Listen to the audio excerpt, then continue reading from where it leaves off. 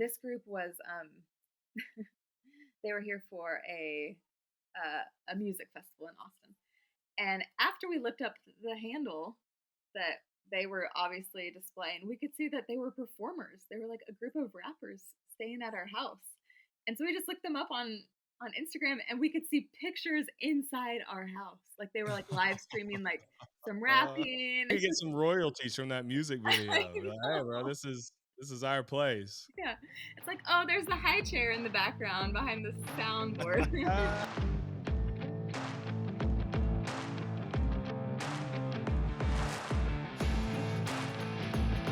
What's up, guys? Real quick, if you haven't joined my free Facebook group, Residential Real Estate with Jaron Sustar, yet, you need to scroll down to the show notes of this episode.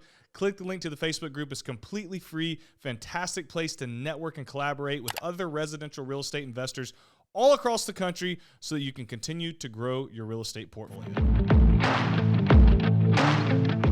All right, so I'm here with Amber Paul. Amber, what is going on? How are you? Good to see you. I am good. Thanks for being on this episode today. I'm excited to talk to you because you guys do some awesome stuff. You Airbnb your own home, you own another short-term rental outright, you travel with a bunch of kids, which I want to dig into and learn myself. And then you help a ton of people. You know, your Instagram account is Watch Me Airbnb, and you teach people about Airbnb and being able to do more with less. And so I think our listeners are in for a treat, and I'm just honored you decided to spend some time with me this morning. Great. Well, thank you. I'm excited to talk about it. Yeah, it's gonna be a blast. So who is Amber Paul? Let the listeners know, outside of real estate. Give us a little background on you, your family, and how you got to where you are today. All right, let's do it. As mentioned, Amber Paul. I've lived all over the country. I currently live in the Austin, Texas area. Before moving here, was a teacher. I taught ninth grade. I eventually went back to school, got my master's at BYU, and I became an administrator. I was an assistant principal at a junior high for 2 years before, honestly, my husband just started moving around a lot for work. So I decided to take a few years off. I have 3 kids. And that's my primary role, is that I am home with my kids. I do work a little bit on the side. I still train teachers and administrators on educational software. But I don't know about lots of you, but I felt like, if you are someone who might be predominantly at home, or if there's anyone out there, I love being with my kids, but I also just felt like I needed something for me. And as a career woman, you could say, I know junior high might not be everyone's ideal of a career woman. However, I felt like I needed something to keep the wheels turning, also to keep my resume somewhat updated, to make it look like I didn't just take off 5 or 6 or 7 years to be home. So I just really wanted something more, and I kind of wanted to see, how can I, as a stay-at-home mom, contribute financially? And obviously, I have my side gig where I am working and doing things that will look good on my, educational resume if I go back. But we really started hearing about people that started investing in short-term rentals, and so that was something that intrigued us. So I know we'll talk about all of that in a minute, but we have started investing. We've also, as was mentioned, we've Airbnb'd our own personal home, and we do travel a ton with kids. And I think that's one thing. If any of you live away from family, you have to do it to maintain those relationships. So we see family multiple times a year, so obviously that includes traveling. And then we don't want seeing family to be our only vacations, Yeah. So we do travel a fair amount with kids, because it turns out we don't have a babysitter here. And so we bring them. So I have, and my husband has definitely played a part, and we've learned how to work the travel hacking system and travel mostly for free, which has been a great asset to our family as well. So that's a little bit about myself. That is really cool. So I want to dive in. We'll get all into real estate. I want to dive into the travel hacking. We were talking offline. I have 4 kids, 6, 4, 2, and newborn. Yes. And when we had 2 kids, we would travel a decent amount. We're not going all over the globe, but we go to Chicago, we go to Boston, we go to different places. And now that we have 4, even when 3 came along, it was like, okay, it's so much easier to stay put. So tell us all, what is the secret travel hacking in general, but then speak to all of us parents out there. How do we do it with kids without, because what happens for me, maybe I shouldn't admit this publicly, but here I am. I'm airing it Here all we out. are. Here we are. Is you get there and you're like, this is chaos. It is Why didn't chaos. I just stay home? Yeah. you know? So- and then obviously it's expensive and it's hard to set up. So give us all the deets. Let us hear all the secrets. Yeah. Okay. So, two main things. Number one, lower your expectations. That's all there is to it. I mean, Uh, okay, my house is chaos. I have a sitter here now watching my kids, and you are still likely going to hear someone like bloody murder screaming. That's just how it is. So, if there's going to be meltdowns at home, there's going to be meltdowns when you're traveling too, right? Like, let's not expect our kids to just suddenly be, I don't know, perfect little angels. So, I would say one, lower your expectations, and two, travel hacks so that you don't feel like, oh my gosh, this cost me so much money. We have to do everything and we have to um, really get our money's worth, you could say. If you're not spending as much, you don't feel as bad when something doesn't go well or when you don't have that's a good time to point. fit something in. So those are two of my suggestions. Also, it sounds like our kids are the same age. About I've got a 5, I've got a 6, and I've got a 3. Okay. So I don't have a So you get newborn. it. But the best time to travel is when you have a newborn. Basically, whenever your kid is old enough, or I guess young enough to just be strapped on, travel. They're free. They don't really eat anything. They sleep on you all the time. That's a good point. Yeah, they do. Our youngest two were both horrible, especially our youngest, and she would scream all day at home. So we're like, well, we might as well not be home. We might as well. And we lived in New Jersey, so we could like drive into New York and we could go to Boston and Pennsylvania really quickly. But yeah, travel when they're young. They might That's not really remember it cool. all, but you'll remember it all, right? You'll Yeah. remember it all. Yeah, and hopefully you remember the good parts. What are some of the hacks you do? Like, how do y'all keep your costs low? Like, what is y'all strategy for taking a lot of people on these trips? Yeah, absolutely. I talk a lot about this on my Instagram account, but the best family airline travel hack, everything is the Southwest Companion Pass. Hands down, the Southwest Companion Pass. So my husband and I'll try not to get into the weeds too much, but we have had the Southwest Companion Pass back and forth for the last 9 years. So how it works, and again, you can go to my Instagram if you want this explained in a little bit more detail. But what you do is say, I'm going to start. I am going to open up two Southwest cards, a personal card and a business card in my name. Because when you earn 135,000 Southwest points in 1 year, you automatically qualify for a companion pass. And what that means is that anywhere that I fly, one of my people, whether it's my husband, whether it's my best friend, whether it's one of my too many children, just kidding, but they will fly free with me anywhere, not just for one flight, but for the rest of this calendar year and the whole additional next year. So basically, even though there's 5 people in my family, I'm only buying 4 tickets, and you can do it double if you're really ambitious. But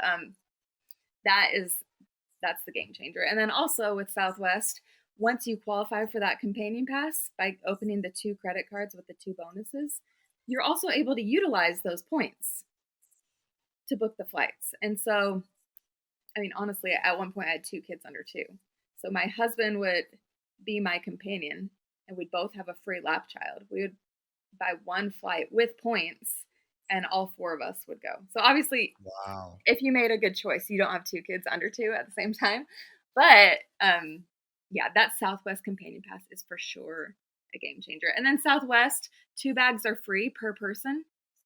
Mm, And that's another huge expense typically, because with kids, you can't just travel with a backpack anymore. Like those days are yeah. over, or just a carry-on Yeah. flight. It's just too hard. Oh yeah. So that's one thing that we've definitely utilized is that Southwest Companion Pass That's travel really hack. cool. Yeah. I'm going to check that out. Because like I have Delta points, Yeah. tons of them. Hmm. But then I look and I'm like, bro, like these points get you nowhere. Yeah, they When don't. it And yeah, comes. and Delta points go a lot, less far than some other airlines. But you Yeah, feel really great when you're on a Delta flight and you do. You do. I hate flying. Look, I may or may not get medically sedated a little bit when I fly. That's up for discussion. So I already hate it. So the fact that I get to, sit in like nice chairs and I got a movie, like if I can put headphones on and watch something and get my mind off of it, it definitely helps me, Oh, you know. totally. But I just need to grow up and get over that. But anyways, No, well, I it's think it's cool. Like that you guys, I talk about this a lot with different guests of mine, is like creating your life by design. yeah, So often we get pulled in a lot of different directions, and our life just kind of dictates where we go yeah, instead of us dictating what our life looks like. And I feel like you guys have done a fantastic job of saying, all right, this is what we want. We want to be able to do more with less, have assets that cover, some of the things we do. And that's powerful when somebody has the discipline to be able to do that. And I feel like short-term rentals played into a part of that decision for you guys. yeah. And so I know you now own just a short-term rental by itself. Mhm. I think you said in Galveston or Corpus Christi, Texas, Yeah. but y'all started by short-term renting, Airbnbing, whatever, your personal home. So how'd you come to that? How did that unfold? And then what's that like opening up your home to strangers? Yeah. First of all, we're obviously a little, I don't know what the right word is. We're always doing something new and we're kind of all over the place. But we have learned that with kids, even if we travel hack free Southwest flights and free hotels, you're still spending hundreds of dollars on all of the things, whether you're going to, Disney World and spending all of that money or food or whatever. So we have learned that, and I won't say that we couldn't travel without this. We have means to travel, but we feel like it's easier and we make it more of a priority if it doesn't cost a lot. So another thing we did, even though we're travel hacking, we realized, do you know what? We can make money. Like our house is sitting here empty for a week or two, or sometimes a month. And so why don't we let people pay us to house it? So many people pay people to check on their house while they're gone. Well, why don't you let people pay you to watch your house while you're gone? Mm, So there are some big things that we had to do. We had to ruthlessly declutter, mm, ruthlessly. And we are, and especially if you're on my Watch Me Airbnb Instagram page, I'm always talking about decluttering and I'm always talking about travel hacking and all these things. And you might think, what in the world is she talking about? Like, how does Airbnb relate to minimizing your house and traveling for less? But it all connects because, first of all, when you have less things, you're buying less things. Therefore, you have extra money that you could invest on something such as a short term rental. Also, when you have less things, you can, first of all, not clean for your whole life. You can have people into your home more often, and we have learned that we can Airbnb our own home. So all this stuff does connect for us. But some things that I had to do in order to Airbnb our home, and how this all came up is we had a friend that told us that they had a short term rental on one of the Texas beaches, and we thought, huh, we know what we know. Anyways, we just thought, how is this possible? Could we do it from afar? Because we live about 3.5 hours from the beach. And so we thought, well, we're going to Utah for a month this summer. Maybe we should just Airbnb our own home and see if we can handle it from afar. So we did. We decluttered. We listed it on Airbnb. And to be honest, I listed it on Airbnb before I decluttered. I would just So take what does that all, look like real quick when you declutter? Like what yeah, is what is that? Because my house, I'm looking at my office, and if I yeah. turn this camera around, you would just see clutter. Oh, well, And if if I I took you to turned the my house, camera around, you kind of would too. so how do you like? What is that process for people who are looking to potentially Airbnb their home, and they're like in our my position where you were, where it's like I don't want anybody in this place until we got rid of some stuff, got it tidied up, or somebody who's just listening who says, yeah, my house needs to be decluttered. Like what Yeah. does that process look like? Yeah. So first of all, you got to stop buying the stuff, right? You can declutter your life away, but if you're still buying more stuff, then it's just going to come back. I will say, so we've moved a fair amount. So we have consistently been decluttering as we've gone. But with kids, it's difficult, right? Because your kids are Mhm. passionate about the weirdest small little trinkety things that hold no value. And so we have had talks with our kids. So I think first of all we had to get people on board. We had to say, we can stay in our house with our stuff and keep buying more and more stuff, or we can have more experiences. We can do more Mm. things. We can see grandma and grandpa more, and we can, go to the beach and go to Disney and do all of these fun things, but we can't do it if we're here cleaning up and buying more stuff all the time. So I think it was a shift, but my kids are hilarious. Even now, when they lose something, they're like, "Mom, did you donate it?" Or they're when like a picture needs to be deleted on a camera. My son is like, I need to donate this picture. So it's definitely become a part of our life, right? Like they know what it is. They and we've involved them. So we went through toys. We always go through them before Christmas. We always go through them before summer because that is predominantly when we do our biggest Airbnb of our house, and we let them participate. So we have a box out and they throw things in and we kind of sneak other things in, and things obviously land in the trash can as well. But yeah, so we did lots of that. We've definitely scanned in a fair amount of documents or just realized that we don't need these after a certain amount of time. We have like a file box that instead of keeping in an office like normal humans, we keep in our primary bedroom closet because that is where we lock off our closet when we leave.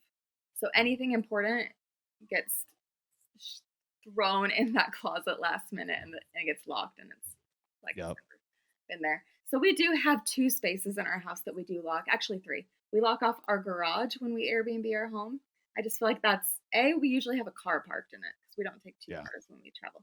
Um, B, we lock off, like I said, our personal bedroom closet, and then we lock off just one of my kids' closets upstairs. So right before we can say, hey, is there anything else you want to shove in there before we go that you don't want people to have access to? So, in order to put things in those closets, they also have to be decluttered so that the excess will fit. But yeah, it's just going through room by room. I do lots of challenges. I'm actually doing one right now where you should do it. On the first, we Let's got rid of go. one thing. On the second, you get rid of two things. On the third, you get rid of three things. By the end of the Ah, month, it'll be 465 items. I'm Um, jumping in. yeah, I'm do it. jumping into the declutter challenge. Yes, Let's go. I'm writing it yes. down. And my husband's also doing it. So by the end of the month, that'll just be 1,000 extra things out of our house. And of course, with Easter, our kids are bringing home trinkety things. And obviously, it's just good to get a handle on things before it all accumulates. So, yeah, there has been a fair amount of decluttering. I wrote an ebook that goes through every single, room by room, because there are some things that I do recommend packing away when you Airbnb your home. Like your nightstand, you need to have that. You don't want to leave your chapstick and your lotion and, stuff in your nightstand. Obviously, your underwear, you want to pack that away. That's just weird to leave that out. So there are some things that you definitely want to pack away besides the really important things to you. Yeah, no, I feel like that's great advice. And your ebook is 7 simple steps to Airbnb your home, correct? Correct. Yeah, well, I think that's if you guys are looking for a resource to be able to Airbnb your home, I would go download that immediately. I'd imagine you could get it off of her Instagram page, Watch Me Airbnb. But kind of walk us through just really quickly, high level overview. Like, what are those 7 steps? Like, what are the things people need to check off the list to feel confident and say, "Hey, I'm going out of town. I want to make some money." I think what you said, the way you put it was oftentimes we'll pay people to watch our home while we're going. Why not get paid? I think that's amazing. There's no reason that you can't get paid when you go out of town if you know what you're doing. Right. And I think this will help people. So what are those 7 steps that you teach folks to check off? Yeah, absolutely. So I go through the whole process of, okay, first of all, listing your home. So I talk about, and I'm not going to count these off because what if I can't remember them all? But one thing that's important is to make sure um, that you've looked in your area. For buying a beach house, we use a website called AirDNA. And it's a website that you buy a subscription to for a specific city, and you really analyze the data, and you look at the amount of bedrooms, and you look at the address and other homes that are renting their, same house for, what their average daily rate is and that sort of thing. I know that you've gone through all this before. But for renting my personal home, I was kind of just thinking, I don't really know if I want to invest so much money into this before I know if it's going to take off. So, since it was just my personal home, and since I could look up maybe events happening in the area around that time, what I did simply is I would just go onto Airbnb and I would search for the dates and the number of rooms and the amount of people that my home could sleep. And I would see what the going rate was. I would see how many are available. I'd see if there were any around me in my neighborhood. I live in an HOA, and Mm. that's scary stuff when you're Airbnb in your home. Yeah. But so I had to look at my HOA rules and I had to look at my city ordinances and make sure that this was possible. And it seems a little bit different when you're looking up. I live in suburbia Austin. I don't live in a Mhm. resort city where everyone has short-term rentals. Like, I live in a very suburban, like, people live here and go to school here, work here, that Yeah. sort of thing. So I first of all looked at other listings. That's what I did. Also, if people were renting out their Airbnbs or their personal homes, whatever they are, for $100 a night, and if I'm only traveling for 3 nights, to be honest with you, $300 is not worth it to get my home Mm. ready to Airbnb. So I needed Yeah. to see how long am I going and what is my nightly rate that I could probably get to make sure that this is worth the hassle. Also, and this is a side note away from my book, um, I I figured that first time that I Airbnb'd my personal home, I figured I just wanted to break even because I was going to buy lots of new things, right?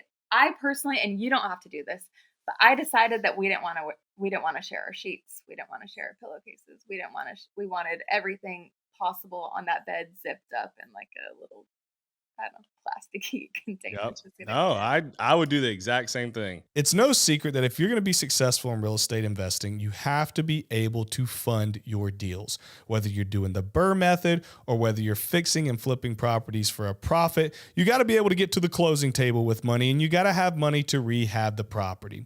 And so I personally use backflip capital when I need money to get to the closing table and to rehab my properties. I'm in the middle of a flip right now and I partner with Backflip. It has been the smoothest process of all time. I literally went on their app, applied for the loan. You get pre-approved in less than 48 hours. You can lock in funding in just a few seconds with the touch of a button. Funding takes less than 2 weeks. Hello, that gives you an advantage when you're making offers on properties.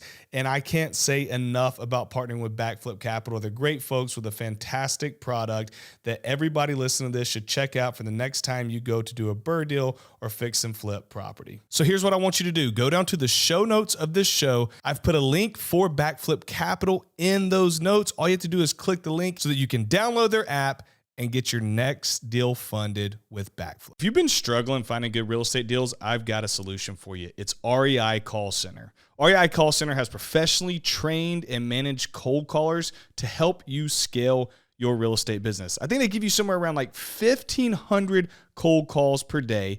Their clients have closed around $10 million from the leads they brought in. They got close to 200 clients going right now. And they're really more than just cold callers. Yes, they have their team of professionals who are making their calls, but they have weekly trainings and Q&A calls for yourself. They have training videos. They've got Slack channels with dedicated people to make sure you're successful. They've got checklists, cheat sheets, you name it. They've got you covered to make sure you are successful in your real estate journey. Well, how does it all work? Well, step one, you're going to pull a targeted list working with them from PropStream so that you can target the certain locations that you want to start buying properties in.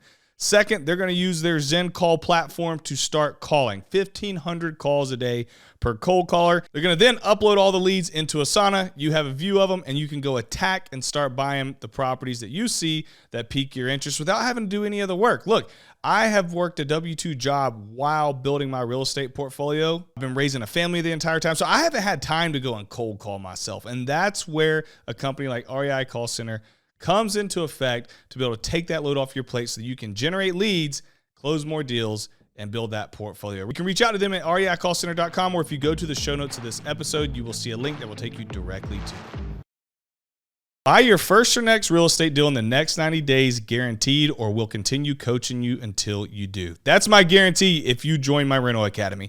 I've stumbled upon a process that is so powerful that I can sit here today and say, you can come into my world and buy your first deal in the first 90 days. And if you don't, I'm going to keep coaching you until you do. What we've done in the rental academy is we've removed all the roadblocks for you. I've already chosen the market for you. You're going to have leads generated automatically. Myself and my team's going to work with you to analyze those leads. When you pull the trigger on a property that you want to buy and you need to fund it, we've got lenders in place. And after you've closed on it, if you need to rehab it, great. We've got contractors in place. And if you want to keep it as a rental, we've got property managers in place. So you come into our world, we plug you into a proven system, make it easy for you so you can have success in your real estate investing journey. If you're interested, you can go to cowboysacademy.com, or if you go down to the show notes of this episode, click the link that says Cowboys Rental Academy, and it will take you to your next steps there. Yeah, so we don't share our towels, we don't share our sheets, everything else. They can, like, who cares if they use my dishes? I have people over all the time and they use my dishes.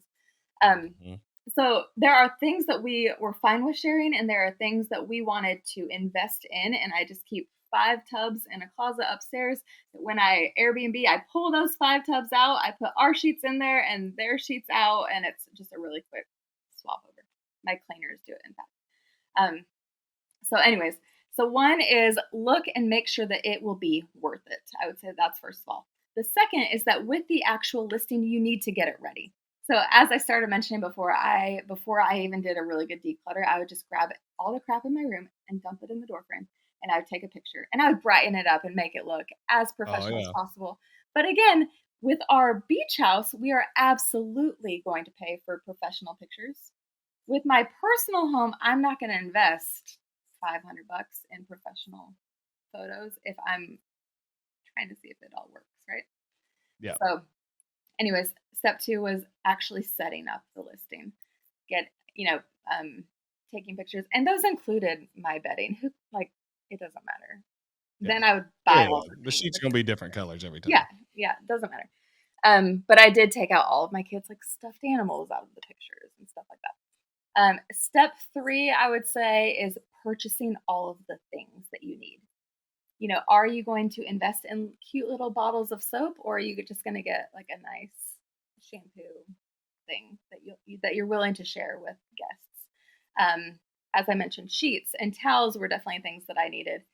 I honestly, the first time we did this, I bought a sofa bed. We needed a couch upstairs. I just thought, I'm going to make this a tax write-off, and I'm going to buy a sofa bed. And all of these things have been tax write-offs for us. And it allows you to sleep more when you do that. Exactly. So I could increase the amount of guests that would come and would be able to fit, because if I want to make at least $250 a night, I probably need to be able to fit at least 2 small families in here, right? So I needed to make sure that I could get at least 2 small families in here enjoyably. So those are some things I did. It was step 3. I bought all of the things and posted it. You need that listing to be up a couple months before you plan on traveling and truly investing in all of the items. So next up, after investing it and buying all of the things, I really needed to get a team in place. And this, honestly, is so much easier when you live in the town versus if you're managing an Airbnb away. The first time we left, I think the night that our first guest checked in, they were like, there's wasps on your playground in the backyard. And I just thought, oh, well, 2 families that I go to church with own pest control companies, so I'll just reach out to one of them. Easy. They were like, they didn't even send their people over. They just came over, half a mile away and just got rid of the wasp nest and just were great. So it is really important to have a network, but it is so much nicer when you have friends that can check on it for you. Yeah. But cleaner, whether you're owning a short-term rental, whether you're owning your personal house, cleaner. You need a cleaner. You need them to be good. I know that with 3 kids getting out the door when I travel, it's impossible for me to clean my own house before I have guests come. Like, I'm packing. And it just makes the trip so much more stressful. There's nothing worse than like trying to clean the house and packing and getting out the door. Like, that's a great way to start your trip off on a terrible note. Exactly. So I'm packing my kids. I'm packing my husband. Kind of. I am packing my husband. So anyways, I'm buying all the snacks. I'm doing all the things. I'm hiding all of our dirty clothes and, pulling off all of our personal sheets. So I 100% have a cleaner, and then I've got a backup cleaner too. And then, if push came to shove, I'm sure that I could find some people to step in if I couldn't, or find other people's cleaners too. So yeah, setting up that team is absolutely essential. So, just your typical handyman, and making sure your door locks are programmed, and those sorts of things are. Which brand do y'all use? Like we use the Schlage. I don't know however you pronounce it, but on our Airbnbs, it's amazing because you can just change the keypad on your phone, Yeah. or you can change the code on your phone, and then all the keypads update, and then it lets you know when somebody's checked in. Like it's amazing. I don't know if there's like a better brand, but that's the one we've used, and it's perfect. Yeah, I've heard great things about that one. We have used Quickset. I think that's what Hmm. it's called, Quickset. Yeah, yeah, yeah. And we've done the same thing. We have programmed everything from our phone. I will change it from one guest to the next from afar. There are things that if this were a full-time Airbnb, that I would definitely automate, but it's not. And so it's almost like, okay, well, I can just do some of these things myself. Especially last time we just had one guest for a full month, so I would just generate a code really Yeah, quickly, that's totally or different phone than number, or whatever. what you're doing with your other one. Yeah, absolutely. But you can do it from afar, from your phone, which is fantastic. Ours currently isn't working though, so I might need to change over. Ah, nice. And Better get on the phone with Quickset after this. I know. Better change to Schlage. I don't even know how to pronounce them. There's no affiliation there whatsoever. I know, me Oh, neither. that's funny. That's funny. Yeah, so that's the next step. And then once it's booked, that's when we really get into gear, and we really start with the declutter. And so then we go step by step through every room, just really thinning out things that we have. I don't know about you guys, the most expensive thing in our house is probably our TV. Yeah. Like at this point, I feel like our society has kind of turned away from valuing all of the things as much in an earlier generation. And of course, electronics cost a lot, but our Mhm. things, like my kids' toys, if a kid's toy breaks while we're gone, I would probably clap versus be sad about Yes. it. Like at Yep. this point, just because the way our society is, there aren't so many. I do have some priceless things. Like there was this little elephant thing that we got in Thailand that I'm never going to be able to replace. So if there is something passionate to me that I don't want to break, or if you have china that's inherited from someone, those are the things that you want to start being aware of so that you can pack those away. Another thing to think about, so another one of my steps is pictures. Like, are you going to leave pictures of your kids up on walls, or of yourself? We've done all ends of the spectrum. The first time we took down every family picture, and then we've kind of gotten a little more lax. We definitely take down wedding pictures that are in our bedroom. It's just Yeah. weird. But yeah, so you just have to. So as I go through my ebook, I just talk about things, because technically I could leave my house today, have it cleaned, and have it rented out. Like that's fine. Airbnb was created for normal people to rent their normal homes, Mhm. and then all of us investors came in and started doing Yeah. our thing. But That's a really good point. That's what they made it for. Like that's what it was when made you for. hear the origin story, it's like, hey, have somebody come stay in Come a sleep on room, my couch. or stay in an air mattress Exactly. on the floor. Exactly. So this is the purpose of Airbnb. And then, of course, lots of us have figured out how to work the system and make it work for our long-term portfolios. But yeah, so I could leave my house today. I just personally wouldn't want to stay in someone's house with all their stuff around, so we leave it a little more bare bones than that. But I think those are the main steps. No, Um, that's good. That's really good stuff. What's been the biggest learning curve? Like what didn't you expect renting out your own home that's kind of caught you by surprise, or maybe it's a bad story, or just something the listeners can take away to say, okay, yeah, I would have never thought about that. Like that's great advice. yeah, two things. Here's just a nice one and then kind of a weird one. Um, nice one was we had someone come to share a holiday with their family in a home that the people actually lived in nearby. There just wasn't enough room for their guests. And so she messaged me before and she was like, "Do you have a KitchenAid mixer?" And I was like, "Yeah, absolutely. I'll leave it out for you.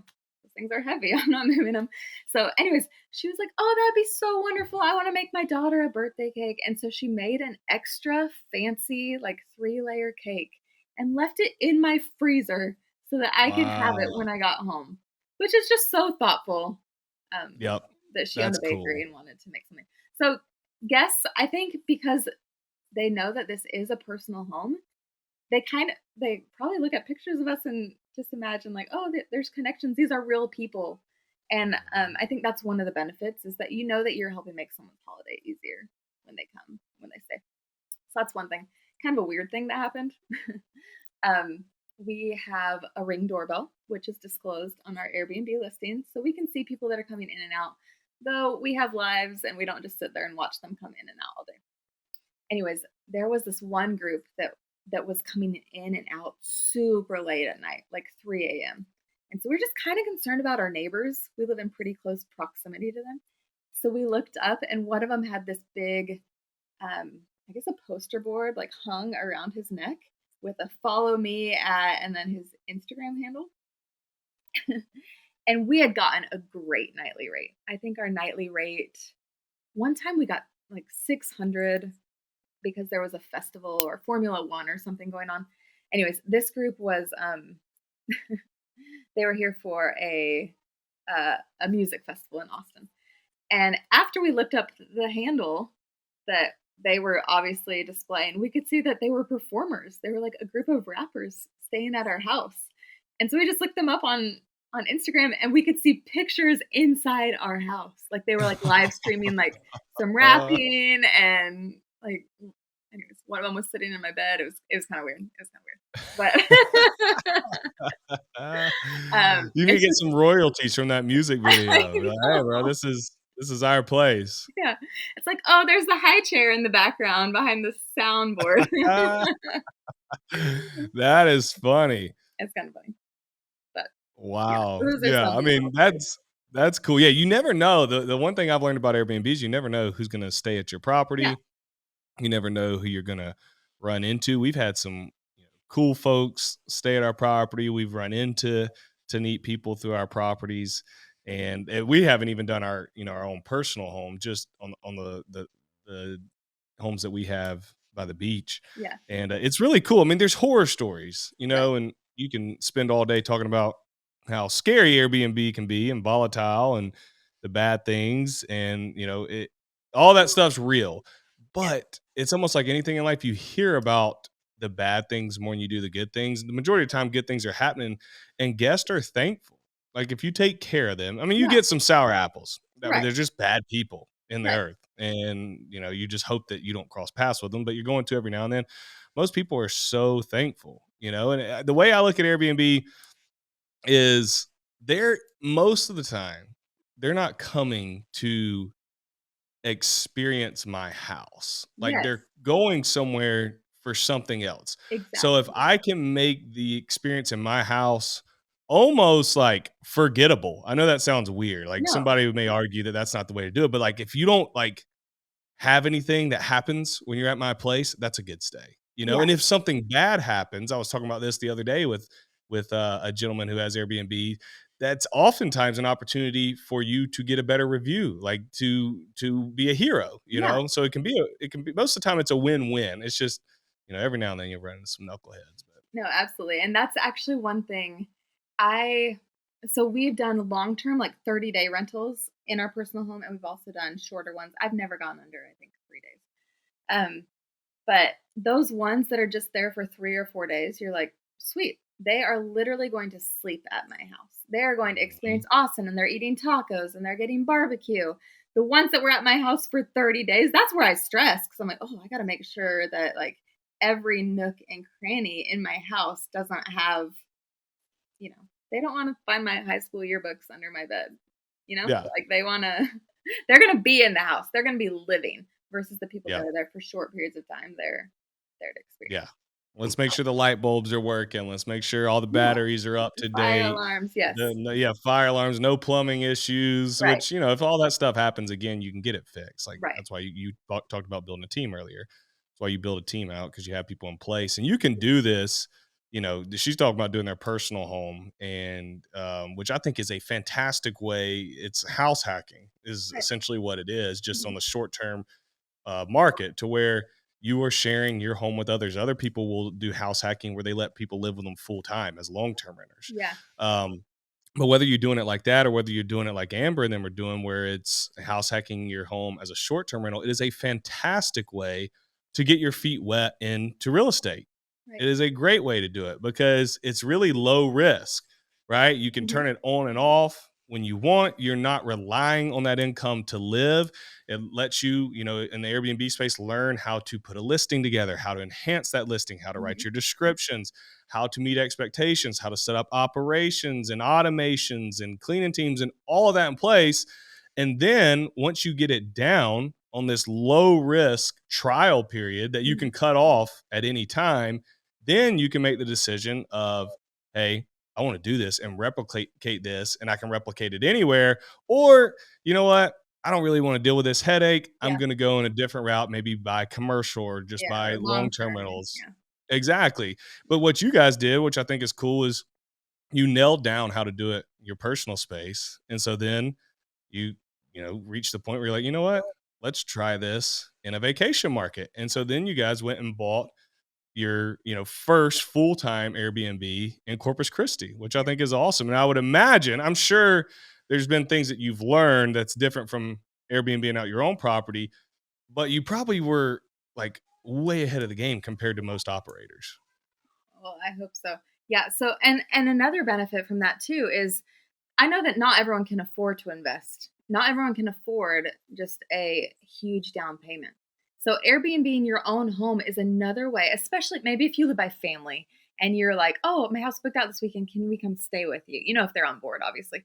But that's a way that you can save that chunk for that down payment to go and then buy that short-term rental.